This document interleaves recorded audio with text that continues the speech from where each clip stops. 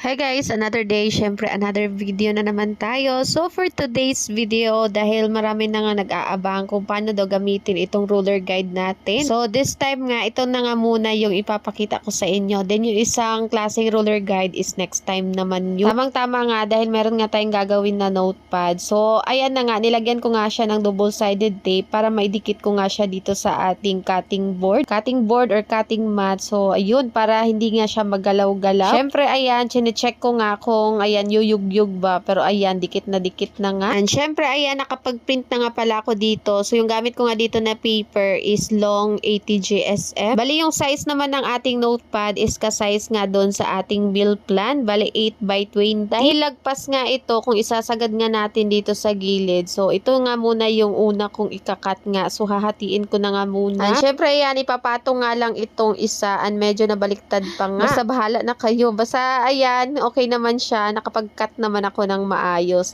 And guys, first time ko mag-manual cut na napaka-smooth ng naging outcome. Nag-try kasi ako dati na mag-cut manually using doon sa regular ruler lang, pero ang pangit ng naging outcome niya. Hindi siya smooth, pero ito talaga napaka-smooth ng niya, pagka-cut niya. Tingnan nyo naman. Pero useless itong roller guide natin kung yung cutter nyo is hindi matalas. So, make sure na yung cutter nyo is bagong-bago and sobrang talas talaga. Para talaga maging smooth nga yung kalalabasan niya. And ito, inikot-ikot ko lang itong notepad natin para matanggal itong sa taas, sa baba, and syempre sa kabila naman. And make sure na idiin nyo tong roller guys para hindi talaga siya magalaw-galaw nga. And dahil natanggal ko na lahat dun sa gilid, sinunod ko namang hatiin ito. And ayan, hindi ko na ginamit itong isang roller guide kasi hindi nga siya kakasya doon. Kumbaga, hindi siya magsasakto kung saan nga natin siya hatiin. Kaya itong isa na nga lang muna yung ginamit ko. And ayan, must buy talaga ito sa mga wala pa dyang pangbiling rim cutter and naghahanap ng alternatibo na pwedeng gamitin. So ayan, recommended ko nga ito. And itong kinat ko nga pala guys, nasa 50 pages pala yan siya, 'di ba? Sabay-sabay yun. So after ko nga siyang makat, tamang-tama, ayan, magagamit din natin itong bago nga nating notepad clamp, o 'di ba? Medyo gamit na gamit ko talaga itong mga bagong tools nga natin kasi ayan, meron nga tayong notepad project. Bali itong notepad nga kasama nga doon sa nag-order ng hardbound notebook. Yung kakapost ko nga kanina na 6 pieces na hardbound notebook. O diba, ang daming in-order nila. Sana talaga magustuhan ng bossing nila dahil kung ganun mangyari nga, so tuloy-tuloy na nga yung mga pa-order natin. Ayan, going back nga, after ko nga siyang maipit, so ayan, slice ko na nga muna siya. So ang purpose daw nun para mabilis nga ma-absorb ng notepad natin yung glue. Syempre ayan, kinamay